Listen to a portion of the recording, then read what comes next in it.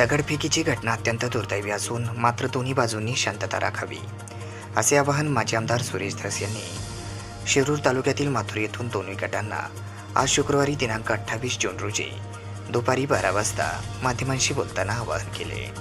ते म्हणाले की सोशल मीडियावर देखील चुकीच्या पोस्ट करणाऱ्यावर कडक कारवाई प्रशासनाने करायला पाहिजे अशी मागणी माजी आमदार सुरेश धस यांनी केली आहे। तेव्हाची परिस्थिती शांत होईल असे देखील त्यांनी बोलताना माध्यमांसमोर व्यक्त केले। ही घटना घडली, आज तुम्ही गावकऱ्याशी संवाद साधलाय, काय नेमकं गावकऱ्यांनी सांगितलंय? काय आहे की हे कालची जी घटना झालेली आहे दुर्दैवी आहे, परंतु आता या ठिकाणी शांतता आहे।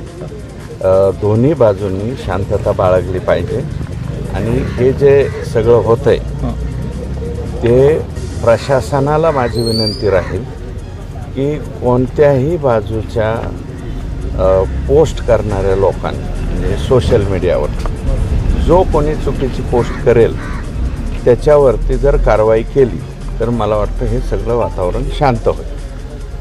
अण्णा, प्रशासन कुठेतरी कमी पडतंय असं वाटतं का तुम्हाला?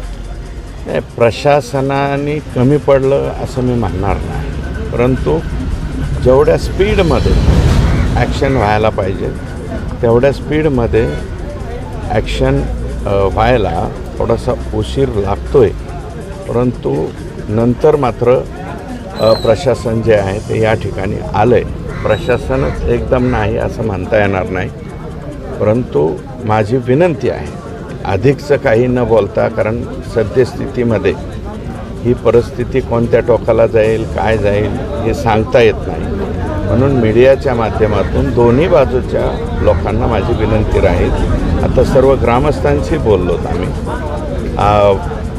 दुसऱ्याही बाजूशी बोलणार आहोत, तर सर्वांनी शांतता बाळगावी एवढीच या ठिकाणी विनंती आहे। आता वयोवृद्ध लोकांशी संवाद साधलाय, मात्र खास करून जे सोशल मीडियावर तरुण वर्ग ॲक्टिव्ह असतो त्यांच्यासाठी तुमचं आव्हान काय असणार आहे? माझी सोशल मीडियावरती जे पोस्ट करतात दुही निर्माण होईल अशा पद्धतीच्या पोस्ट, अतिशय गलिच्छ भाषा, अतिशय खालच्या दर्जाची भाषा, हे जे नवीन लहान लहान मुलं या ठिकाणी वापरत आहेत आणि त्याच्यामुळंच हे वातावरण या ठिकाणी बिघडते।